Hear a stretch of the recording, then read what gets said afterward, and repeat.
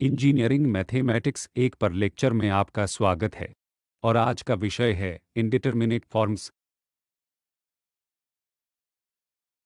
ये वे अवधारणाएं हैं जिन्हें हम आज कवर करेंगे, इसलिए इंडिटरमिनेट फॉर्म्स एल हॉपिटल के नियम जो ऐसे रूपों को निर्धारित करने के लिए एक बहुत ही मौलिक सिद्धांत है। और कुछ उदाहरण तैयार किए। इससे पहले कि मैं इंडिटरमिनेट फॉर्म्स को शुरू करूं, मैं पिछले लेक्चर से आपके स्मरण को सामान्यीकृत मीन वैल्यू थ्योरम या कॉची मीन वैल्यू थ्योरम से परिचित कराता हूं, जिसकी चर्चा पिछले लेक्चर में की गई थी। तो वहां हमने देखा है कि यदि वे दो फंक्शन f और g क्लोज्ड इंटरवल में निरंतर और ओपन इंटरवल a b में डिफरेंशिएबल हैं और g प्राइम g का डेरिवेटिव इंटरवल के भीतर कहीं भी लुप्त नहीं होता है, तब ओपन इंटरवल में एक पॉइंट c होता है, जैसे कि यह भागफल यहाँ F B minus F A G B minus G A से विभाजित है। उस पॉइंट c पर डेरिवेटिव के अनुपात के बराबर है। इसलिए इस सामान्यीकृत मीन वैल्यू थ्योरम का उपयोग आज परिणामों के योग को सिद्ध करने के लिए किया जाएगा। और इंडिटरमिनेट फॉर्म्स क्या हैं? उदाहरण के लिए, यदि हम इस साइन x माइनस 1 बटा x माइनस को साइन और x माइनस 1 के अनुपात के ऊपर मानते हैं, या हम x स्क्वायर 1 के ऊपर x माइनस 1 की तरह विचार कर सकते हैं। इसलिए हम इनका मूल्यांकन करना चाहते हैं जब सब्स्टिट्यूट x एक बार के इक्वल होता है। यदि हम x को 1 के इक्वल रखते हैं तो हम यहाँ 0 प्राप्त कर रहे हैं और 0 से विभाजित हैं। इसी तरह यहाँ भी हम 0 को 0 से विभाजित कर रहे हैं। इसमें इन मामलों में हम केवल सब्स्टिट्यूट x को 1 के इक्वल प्रतिस्थापित नहीं कर सकते हैं और यहाँ दिए गए इन एक्सप्रेशन की वैल्यू प्राप्त कर सकते हैं। या उदाहरण के लिए हमारे पास minus cos x over x है और हम देखना चाहते हैं कि x के 0 के इक्वल होने पर इस एक्सप्रेशन का क्या होगा। अगर हम x को 0 के इक्वल रखते हैं तो यहाँ एक माइनस यह कॉस 0 फिर से 1 होता है, तो 0 और 0 से विभाजित हमारे पास एक और 0 के ऊपर 0 रूप है, जिसे x के बराबर 0 से सब्स्टिट्यूटिंग करके सीधे मूल्यांकन नहीं किया जा सकता है। तो सवाल यह है कि जब f और g दोनों 0 हो जाते हैं, अनुपात f(x) ओवर gx का क्या होता है? ये वे स्थितियां हैं जिन पर हमने इन उदाहरणों में विचार किया है। उनमें से प्रत्येक में f(x) में gx दोनों की प्रवृत्ति 0 है और अब हम देखना चाहते हैं कि इन व्यंजकों का क्या होगा। और आज के लेक्चर में हम देखेंगे कि उदाहरण के लिए यहाँ यह रूप साइन x-1 जब हम सीमा लेते हैं, क्योंकि x 1 पर जाता है, क्योंकि हम केवल सब्स्टिट्यूट नहीं कर सकते जैसा कि x के इस एक्सप्रेशन में 1 के इक्वल है, लेकिन हम सीमा के बारे में बात कर सकते हैं। तो सीमा x1 sign x-1 x minus के रूप में आ जाएगा, जबकि दूसरे मामले में जब x-1 ऊपर x-1 यह केवल न्यूमेरेटर से इस x-1 को रद्द करके प्राप्त कर सकता है, क्योंकि यह न्यूमेरेटर 1 x-1 और x+1 की तरह लिख सकता है। तो यह x-1 इस x-1 के साथ कैंसिल हो जाएगा और तब यह सीमा केवल 2 होगी। यह 1 minus cos x over x कोई फिर से मूल्यांकन कर सकता है। हम बाद में लेक्चर में देखेंगे कि यह सीमा 0 है। तो इन तीनों स्थितियों में हमने देखा है कि ये फॉर्म 0/0 के लिए हैं, लेकिन पहले मामले में उनकी सीमाएं अलग हैं। यहाँ एक इसकी 2 और तीसरी 0 है। तो ये इंडिटरमिनेट एक्सप्रेशंस क्या हैं? अब हम देखेंगे कि वे 0/0 की तरह दिखाई दे सकते हैं, जिसे हमने अभी देखा है। दूसरी संभावना यह है कि न्यूमेरेटर और डिनोमिनेटर दोनों इन्फिनिटी हैं, इसलिए हमारे पास इन्फिनिटी से इन्फिनिटी का रूप है, या 0 में इन्फिनिटी। वहाँ अन्य इनडिटरमिनेट फॉर्म्स जैसे इन्फिनिटी माइनस इन्फिनिटी या इन एक्सपोनेंट फॉर्म में 0/0, इन्फिनिटी पावर 0, 1 पावर इन्फिनिटी। तो ये सभी निर्धारित रूप में हैं और हम नहीं जानते कि वैल्यू क्या है। उदाहरण के लिए इन्फिनिटी पावर 0 या 1 पावर इन्फिनिटी माइनस इन्फिनिटी। तो यहाँ एक टिप्पणी है कि ये एक्सप्रेशंस जो भिन्न हैं, जिन्हें हम इनडिटरमिनेट फॉर्म्स कह रहे हैं। उदाहरण के लिए 0 power infinity infinity into infinity infinity plus infinity infinity power infinity या इन्फिनिटी पावर माइनस इन्फिनिटी। और ध्यान दें कि ये रूप इंडिटरमिनेट फॉर्म्स नहीं हैं और हम सीधे इन एक्सप्रेशन का वैल्यू पा सकते हैं। उदाहरण के लिए यह शून्य पावर इन्फिनिटी। शून्य पावर इन्फिनिटी का वैल्यू क्या है? बस शून्य है। और इन्फिनिटी से इन्फिनिटी तक दो बहुत बड़ी संख्याएं होंगी। जब आप स्वाभाविक रूप से गुणा करेंगे तो आपको इन्फिनिटी मिलेगा। यहाँ फिर से प्लस इन्फिनिटी फिर से इन्फिनिटी बन जाएगी और इन्फिनिटी पावर इन्फिनिटी, उसी कारण से यह भी इन्फिनिटी होगी। और इन्फिनिटी पावर माइनस इन्फिनिटी हम इसे 1 ओवर इन्फिनिटी पावर इन्फिनिटी के रूप में फिर से लिख सकते हैं और फिर इन्फिनिटी पावर इन्फिनिटी इन्फिनिटी है। यह इन्फिनिटी के ऊपर 1 हो जाएगा जो शून्य है। इसलिए ये रूप इंडिटरमिनेट फॉर्म से नहीं हैं। यदि हमें गणना के दौरान ऐसे एक्सप्रेशन मिलते हैं तो हम सीधे इन वैल्यू को सब्स्टिट्यूट कर सकते हैं। लेकिन हमें इन सभी मामलों में ऐसे 0/0 इन्फिनिटी तक इन्फिनिटी 0 से इन्फिनिटी तक अधिक सावधान रहना होगा, क्योंकि हमें कुछ नियमों द्वारा मूल्यांकन करना होगा वे वैल्यू। और यह स्पष्ट नहीं है कि उदाहरण के लिए इन्फिनिटी द्वारा इन्फिनिटी का वैल्यू क्या है। यहाँ एक अवधारणा है, एल हॉपिटल का नियम निर्धारित करने के लिए एक बहुत ही मौलिक नियम है, जैसे कि इनडिटरमिनेट फॉर्म्स। तो यह यहाँ क्या है? आइए मान लें कि यह एफ एक्स जी एक्स दो कार्य हैं और क्लोज्ड इंटरवल ए बी में निरंतर और ओपन इंटरवल ए बी में डिफरेंशिएबल, और यह जी प्राइम डेरिवेटिव जी इंटरवल के अंदर कहीं भी गायब नहीं होता है। तो ये सभी स्थितियां कॉची मीन वैल्यू थ्योरम या सामान्यीकृत मीन वैल्यू थ्योरम की शर्तें हैं जिन्हें हमने अभी देखा है। और उन स्थितियों के अतिरिक्त यदि हमारे पास एफ ए शून्य के इक्वल है तो फंक्शन वैल्यू को शून्य मान रहा है ए पर, और दूसरा फंक्शन जी भी वैल्यू को शून्य मान रहा है। इस पॉइंट ए पर हम इस एल हॉपिटल के रूल के प्रूफ में देखेंगे कि यदि हम लिमिट का मूल्यांकन करना चाहते हैं, क्योंकि एक्स स्वाभाविक रूप से राइट हैंड साइड से सेटिंग में जाता है, तो राइट लिमिट की लिमिट x के रूप में जाती है। एक x ओवर gx, यह अनुपात जो हम सीधे यहाँ देखते हैं, चूंकि f1 शून्य है तो यह 0/0 रूप है। लेकिन अगर हम इस लिमिट को लेते हैं और यह रूल कहता है कि यह लिमिटिंग वैल्यू इस लिमिटिंग वैल्यू के इक्वल है जो डेरिवेटिव का अनुपात है, तो इसके डेरिवेटिव का एक और एप्लीकेशन। और स्वाभाविक रूप से जब यह लिमिट डेरिवेटिव की लिमिट मौजूद है, अन्यथा इसका कोई मतलब नहीं है अगर यह एग्जिस्ट नहीं है। हम इस पॉइंट पर थोड़ी देर बाद आएंगे और हम देखेंगे और हम एक उदाहरण देखेंगे जहां यह लिमिट एग्जिस्ट नहीं है, लेकिन इसका मतलब यह नहीं है कि F x over g x की लिमिट नहीं है। तो यह यहाँ का रूल है कि अगर ऐसी लिमिट मौजूद हैं डेरिवेटिव्स की लिमिट, तब यह फंक्शन अनुपात की लिमिट के इक्वल होगा। तो प्रूफ बहुत आसान है। यदि आप कॉशी मीन वैल्यू थ्योरम का उपयोग करते हैं, जिसे आज संक्षेप में प्रस्तुत किया गया था, तो यह कॉशी मीन वैल्यू थ्योरम है। जब हमारे पास दो फंक्शन f और g हैं तो एफ एक्स माइनस एफ ए और जी एक्स माइनस जी ए होगा f प्राइम जे ओवर जी प्राइम जे, और जे ए और x के बीच कहीं स्थित है। इसलिए हमने इंटरवल में x यहाँ एक पॉइंट लिया है। x स्वाभाविक रूप से a के इक्वल है और फिर हमने इस सामान्यीकृत मीन वैल्यू थ्योरम को इंटरवल इसे x में लागू किया है। ठीक है, तो हम जानते हैं कि a पर फंक्शन का वैल्यू और फंक्शन g का वैल्यू, अतः a पर दोनों फंक्शन a शून्य है।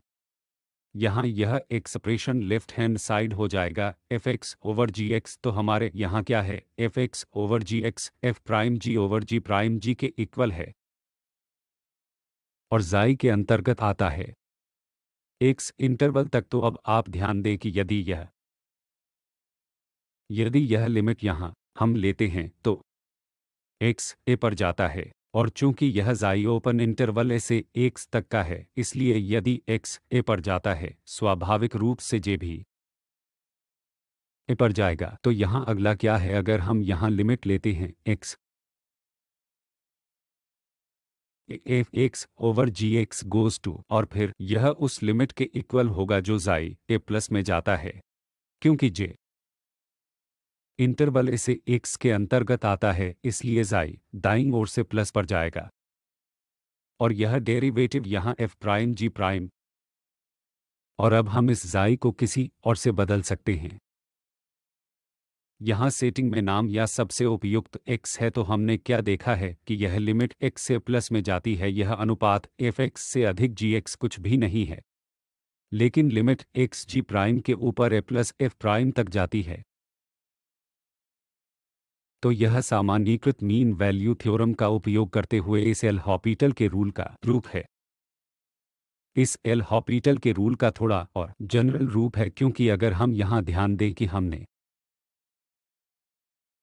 x को दाईं ओर से a तक ले लिया है, क्योंकि हमने इस इंटरवल को a से b तक के फंक्शन के लिए लिया था, तो यह एक अधिक जनरल रूप है। यदि f और g दो फंक्शन हैं ओपन इंटरवल i पर डिफरेंशिएबल और स्वाभाविक रूप से वे भी इस i पर निरंतर हैं, इसमें a और यह f a शून्य है, इसलिए अब a इंटरवल के अंदर कहीं नहीं है। बाउंड्री इसलिए यदि हमारे पास f a शून्य के इक्वल है जो जी ए के इक्वल है और जी प्राइम एक्स इस इंटरवल में शून्य के इक्वल नहीं है, यदि एक्स ए के इक्वल नहीं है, एक्स ए के इक्वल है, कुछ भी हो सकता है, हमें जी प्राइम पर इस तरह के प्रतिबंधों की आवश्यकता है, लेकिन इसके अलावा एक्स ए के इक्वल है, जी गायब नहीं होता है, तो इस मामले में भी कोई आसानी से साबित कर सकता है कि लिमिट x a तक जाती है। अब यहाँ कोई बाएं या दाएं अवधारणा नहीं है, तो लिमिट केवल x a f x के ऊपर g पर जाती है। लिमिट x के बराबर है जो कि f prime over g prime x पर जाता है, बशर्ते राइट हैंड साइड एग्जिस्ट हो। और प्रूफ वैसा ही है जैसा हम पहले कर चुके हैं, क्योंकि अब हम इसमें दो इंटरवल पर कंसिडर कर सकते हैं। यह i इसलिए a से x जब x और x को a से बड़ा लेते हैं, और हम एक और कंसिडर x से a पर भी विचार कर सकते हैं जब x a से छोटा है, इसलिए इन दो इंटरवल में हम पिछला परिणाम लागू करेंगे जो वहां स्थापित होगा, वह x इस पर जाता है a प्लस साइन। यह मामला x की लिमिट के इक्वल है, एक प्लस के लिए जाता है, और फिर जब हम उस परिणाम को इस इंटरवल पर लागू करते हैं और हम पाएंगे कि x दोनों लिमिट के नेगेटिव साइड में से a की ओर जाता है, दाईं ओर से और बाईं ओर से हमें वही परिणाम मिलेगा जो निष्कर्ष निकालेगा कि सीमा x a f या g x तक जाती है, जो कि लिमिट x के F x over F prime over G prime X के इक्वल है। एक और महत्वपूर्ण टिप्पणी, इसलिए इस एल हॉपिटल का रूल भी मामले के लिए सही है जब फंक्शन एफ और जी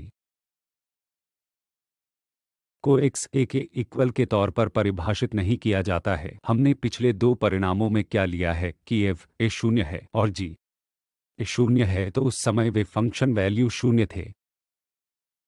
लेकिन वही रूल लागू हो सकता है यदि उदाहरण के लिए फंक्शन इन दो फंक्शन को ठीक से ए पर परिभाषित नहीं किया गया है, लेकिन उनकी लिमिट शून्य है, अतः x की लिमिट a तक जाती है शून्य है, और लिमिट x g x के a तक जाती है शून्य है। इस मामले में भी हम वही परिणाम लागू कर सकते हैं जो हमने पहले स्थापित किया है।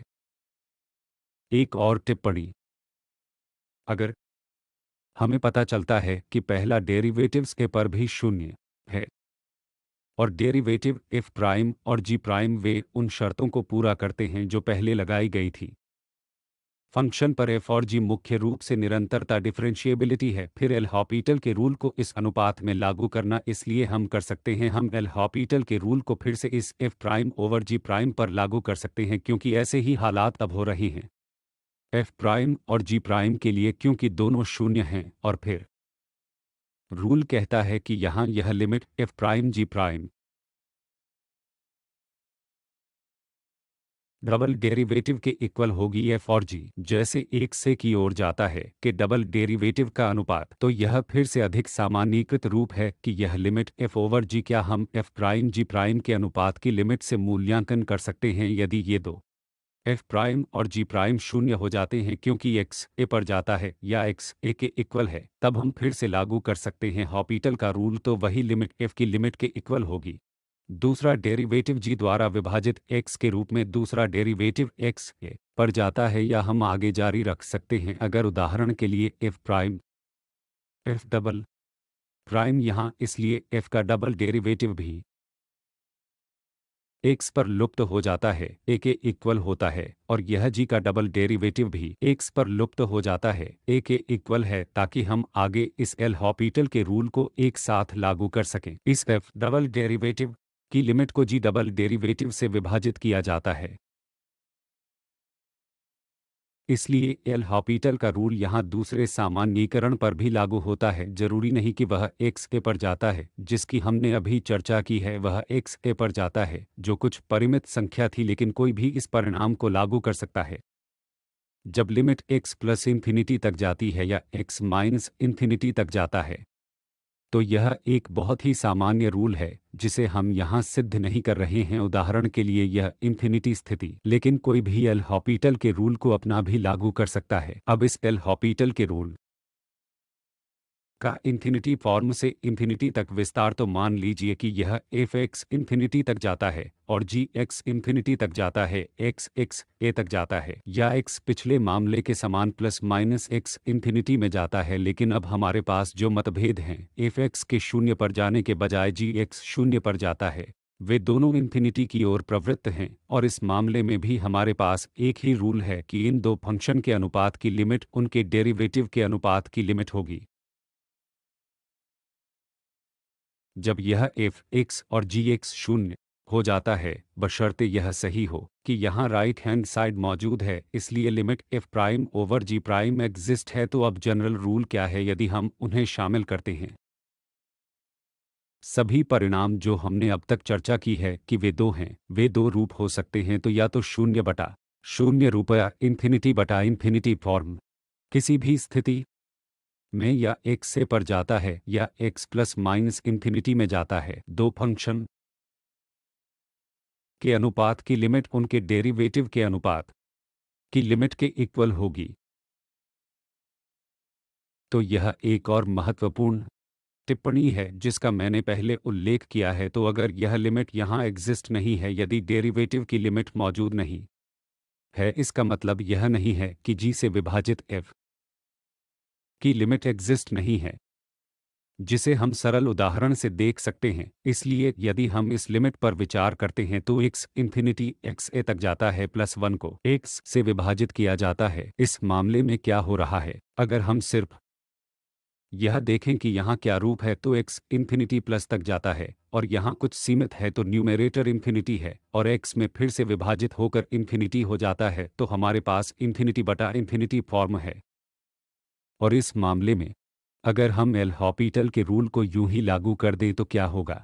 तो यहाँ यदि हम न्यूमरेटर का डेरिवेटिव लेते हैं तो उसका एक plus sine x cos x हो जाएगा, और इस एक्स के डेरिवेटिव की लिमिट 1 है और लिमिट एक्स इन्फिनिटी तक जाती है, इसलिए यहाँ लिमिट एक्स कॉस एक्स से इन्फिनिटी तक 1 प्लस कॉस एक्स।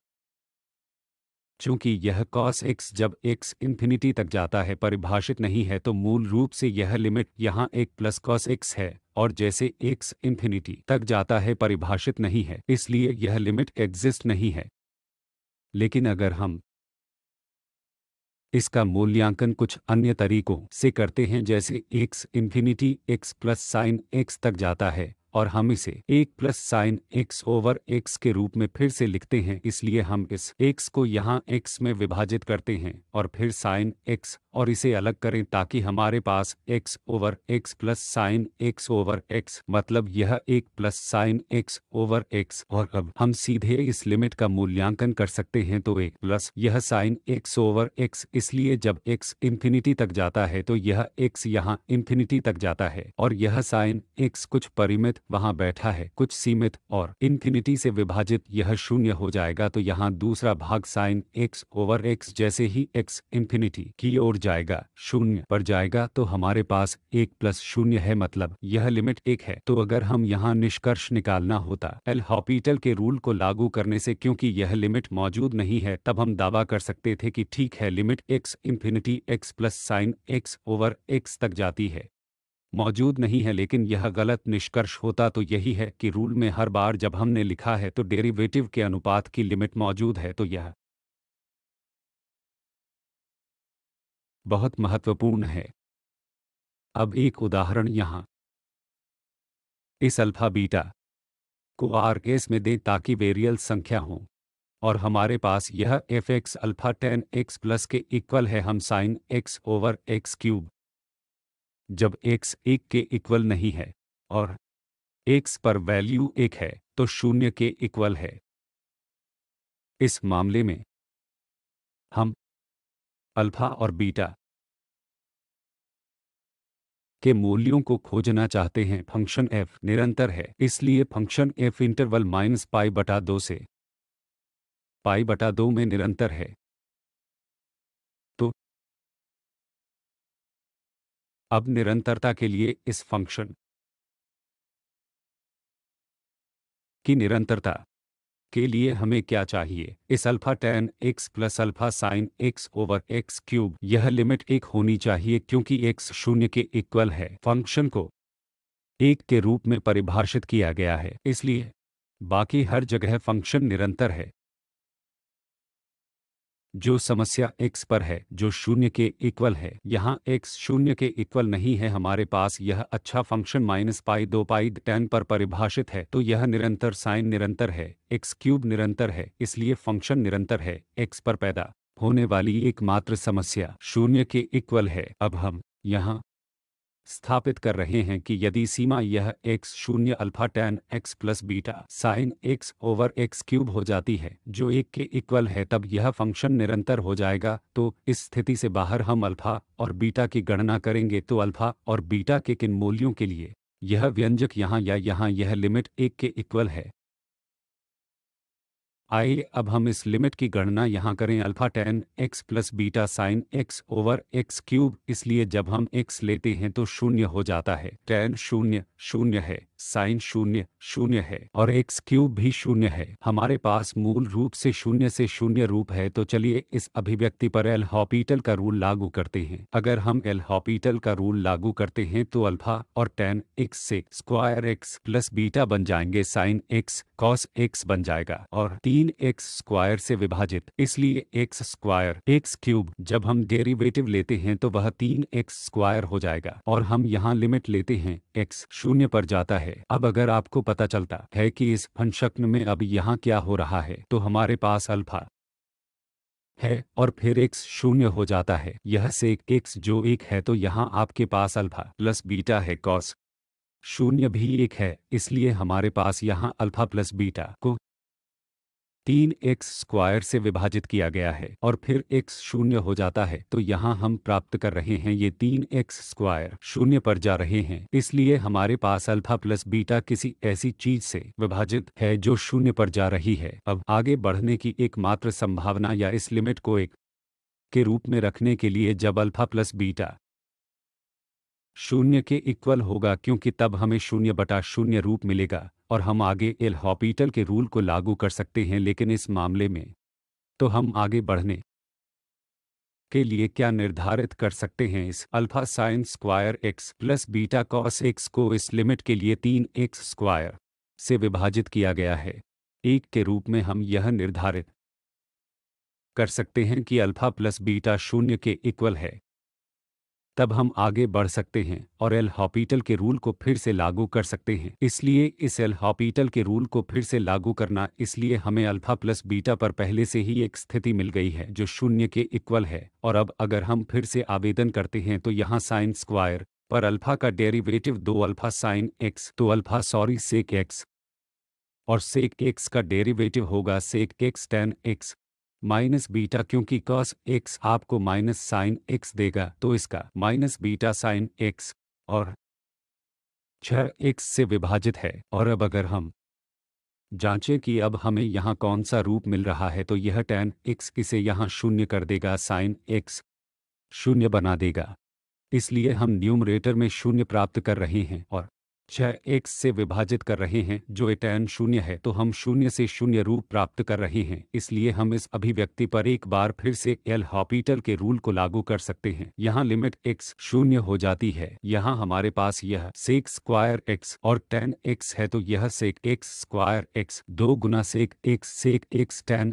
x देगा, तो यह अल्फा के लिए x के लिए बन जाता है और सेक x tan x और tan x जैसा है वैसा ही रहता है, प्लस यह 2 अल्फा सेक स्क्वायर x और फिर tan x फिर से derivative sec square x minus beta बन जाएगा साइन x बन जाएगा cos x। और यहाँ इन 6 से विभाजित किया गया है क्योंकि यह 6x था और 6 के रूप में डेरिवेटिव था। अब अगर हम फिर से जांच करें यहाँ क्या मूल्य है तो यह सेक x एक tan x शून्य होगा तो यह व्यंजक शून्य हो जाएगा। और फिर यहाँ जब x शून्य पर जाता है तो यह 2 अल्फा की तरह होता है और फिर माइनस बीटा, तो यह न्यूमेरेटर में हमें 2 अल्फा माइनस बीटा मिल रहे हैं और 6 से विभाजित और सीमा x शून्य हो जाती है तो 2 अल्फा माइनस बीटा बाय 6। तो इस वैल्यू को a के रूप में रखने के लिए हमें यह सेट करने की आवश्यकता है कि अल्फा माइनस बी से a 6 के इक्वल है। दूसरी स्थिति हमें मिली कि 2 अल्फा माइनस बीटा 6 के इक्वल है। इसलिए यदि हम इन दो समीकरणों को हल करते हैं तो अल्फा प्लस बीटा 0 के इक्वल है और 2 अल्फा माइनस बीटा 6 के इक्वल है, तो हम पाएंगे कि अल्फा 2 के इक्वल है और बीटा माइनस 2 के इक्वल है।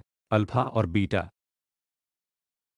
के इन वैल्यू के लिए यह फंक्शन निरंतर हो जाएगा या अन्य तरीके से यहाँ यह limit alpha tan x plus A sine x over x cube 1 हो जाएगी। फंक्शन को x के इक्वल 0 के रूप में परिभाषित किया गया था।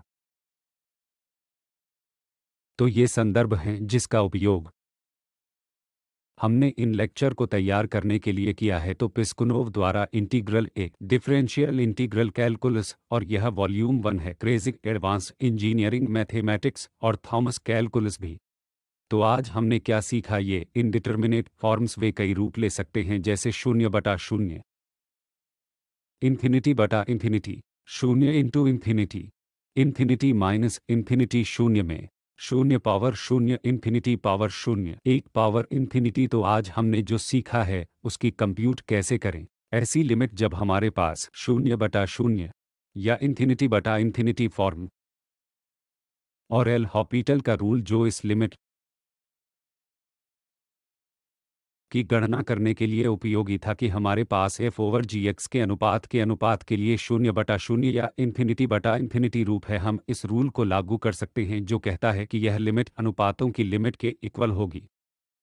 और अगर फिर से यह f प्राइम और g प्राइम वे दोनों 0/0 हो जाते हैं या रूप लेते हैं या इन्फिनिटी बटा इन्फिनिटी, तब हम फिर से रूल लागू कर सकते हैं और फिर हम पाएंगे कि यह लिमिट दूसरे डेरिवेटिव के अनुपात की लिमिट के इक्वल है। और इसी तरह हम आगे भी जारी रख सकते हैं जब तक कि हमें लिमिट नहीं मिल जाती। लेकिन वह महत्वपूर्ण पॉइंट बात यह थी कि ये रूल तब मान्य होते हैं जब वे लिमिट मौजूद हों। हम निष्कर्ष नहीं निकाल सकते यदि वे लिमिट यहाँ डेरिवेटिव्स की मौजूद नहीं है, तब हम यह निष्कर्ष नहीं निकाल सकते कि मूल लिमिट मौजूद नहीं है। तो यह रूल अगले लेक्चर में एक बहुत ही उपयोगी रूल है। अब हम सीखेंगे कि अन्य रूपों से कैसे निपटे, उदाहरण के लिए 0 इन्फिनिटी, इन्फिनिटी बटा इन्फिनिटी और इसी तरह।